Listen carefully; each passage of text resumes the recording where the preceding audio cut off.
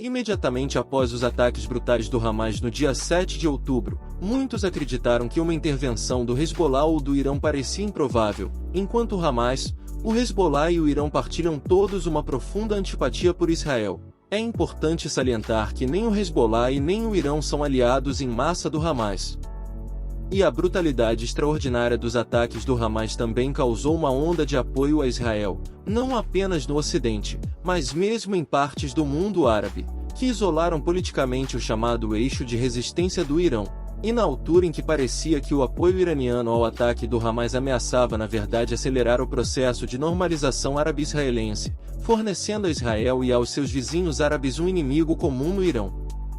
É por isso que altos responsáveis iranianos se esforçaram para se distanciar do ataque feito pelo Hamas, sublinhando que não tiveram qualquer envolvimento direto, e que se tratou de um ato insolado, mesmo que eles tenham celebrado as suas consequências. Embora o Hezbollah tenha elogiado o ataque do Hamas contra Israel como uma resposta decisiva à contínua ocupação de Israel a territórios palestinos, isso também foi uma mensagem para aqueles que procuram a normalização com Israel. A sua resposta original nos dias seguintes foi visivelmente contida e claramente concebida para sinalizar solidariedade com o Hamas sem realmente se envolver. No entanto, 2 semanas depois dos ataques do Hamas, o envolvimento do Irã ou do Hezbollah parece significativamente mais provável. Houve relatos de que o Irã tinha avisado Israel através das Nações Unidas de que o Irã teria de se envolver se a invasão terrestre prosseguisse, e dias depois alertaram que se Israel não parar de bombardear Gaza, o Irã poderá ser forçado a tomar medidas preventivas. Poucas horas depois, a embaixada iraniana na Síria publica um tweet sinistro em hebraico declarando que o tempo acabou. Também houve um aumento no fogo de artilharia entre as forças de defesa de Israel e o Hezbollah e o chefe do Hamas.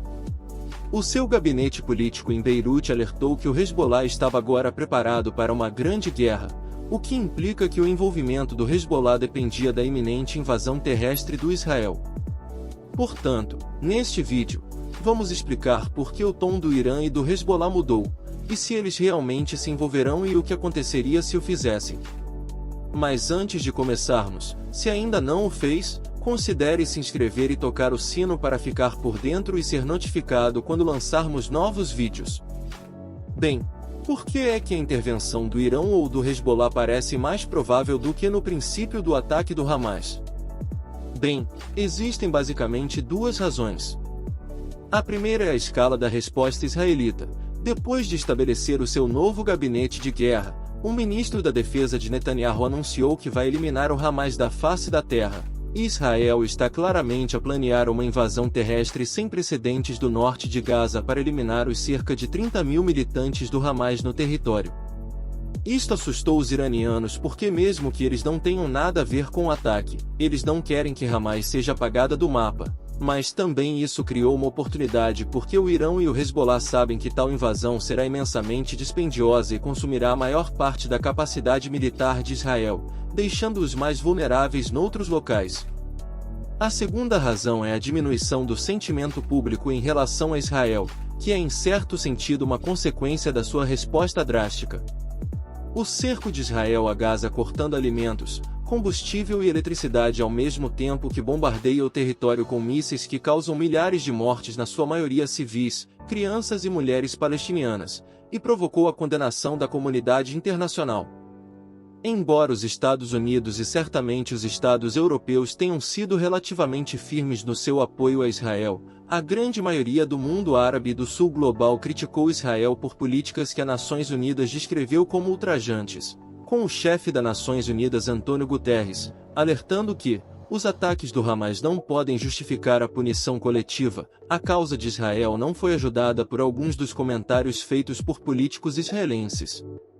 Por exemplo, o presidente Isaac Herzog pareceu negar o conceito de civis inocentes em Gaza, quando sugeriu que os palestinos poderiam ter protestado contra o Hamas. E o ministro da Segurança Ben Revere publicou um tweet insistindo que Gaza deveria receber mais explosivos em vez de ajuda até que os reféns fossem libertados. Isto criou uma oportunidade política para o eixo de resistência do Irã se apresentar como o único protetor do Médio Oriente contra Israel.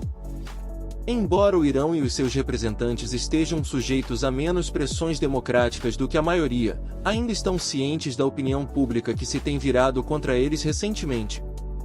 O regime iraniano tem visto protestos antigovernamentais recorrentes nos últimos anos.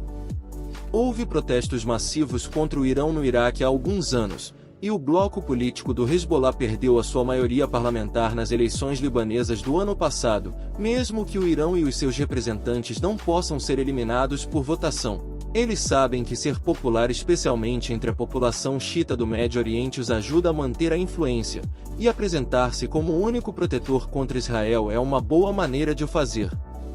Isso também exerce pressão política sobre os inimigos árabes do Irão. A maior parte do público árabe está furiosa com a resposta de Israel, como evidenciado pelas manifestações anti-israelita que irromperam em todo o Médio Oriente. No entanto, é improvável que os Estados árabes façam realmente alguma coisa além de emitir declarações duramente formuladas, tanto porque temem que o apoio ao Hamas beneficie indiretamente o Irão, e também porque durante os últimos anos eles têm tentado silenciosamente normalizar as relações com Israel. Até 2020 o Egito e a Jordânia foram os únicos Estados árabes que normalizaram as relações com Israel. Mas, depois disso, o Bahrein, Marrocos, o Sudão e os Emirados Árabes Unidos fizeram-no desde então, e a Arábia Saudita seria a próxima. Isto acontece porque grande parte do mundo árabe está cansado da instabilidade que assolou a região durante a maior parte da história moderna, mas também porque o comércio com Israel promete enormes benefícios econômicos. Por isso é pouco provável que os Estados árabes intervenham, e essa é uma mudança de mercado em relação ao século XX, quando a ameaça preeminente ao Estado israelita era uma coligação de Estados árabes. Mas embora a contenção possa ser sensata e a maioria dos árabes provavelmente não queira o caos que acompanharia uma guerra regional, alguns ainda ficariam pelo menos irritados com a aparente passividade dos seus líderes, especialmente quando comparada com a posição anti-israelita mais ativa, assumida pelo Irão. Neste momento, você poderá estar a pensar que, mesmo tendo em conta tudo isso, seria uma loucura o envolvimento do Irão dada a posição de guerra de Israel e a presença de dois grupos de porta-aviões dos Estados Unidos no Mediterrâneo Oriental. Mas embora seja verdade que a intervenção mesmo por procuração seria arriscada para o Irão, eles ainda serão tentados pela simples razão de que essa pode ser a melhor oportunidade que terão. A maré está indo contra o Irã já há algum tempo. O regime é profundamente impopular a nível interno e externo, empobrecido pelas novas sanções e cada vez mais isolado à medida que o mundo árabe se une contra ele. Olhando para as divisões internas de Israel, a reversão nas relações árabe-israelenses e a preocupação dos Estados Unidos com a Ucrânia e Taiwan, o Irão poderá muito bem decidir que essa é a sua melhor aposta para desferir um golpe fatal sobre Israel. Então, se o Irão se envolver, o que acontecerá a seguir? Bem, muito aqui depende da resposta americana. Mas dado que os Estados Unidos têm um registro de conflitos no Médio Oriente, provavelmente não deveríamos estar demasiado otimistas sobre como isto terminará. E isso é tudo por hoje. Espero que essa explicação tenha fornecido uma visão geral do conflito. Se você quiser estar mais informado sobre tudo o que está a acontecer no mundo a tempo real, recomendamos que siga a nossa página no Instagram, o link estará na descrição do vídeo. Se você aprendeu algo novo, me avise apertando o botão curtir. Se quiser continuar aprendendo, inscreva-se no canal e ative o sininho de notificação. Melhor ainda, compartilhe o vídeo com seus amigos e familiares para que eles também possam se atualizar. Nos vemos nos próximos vídeos, e um forte abraço.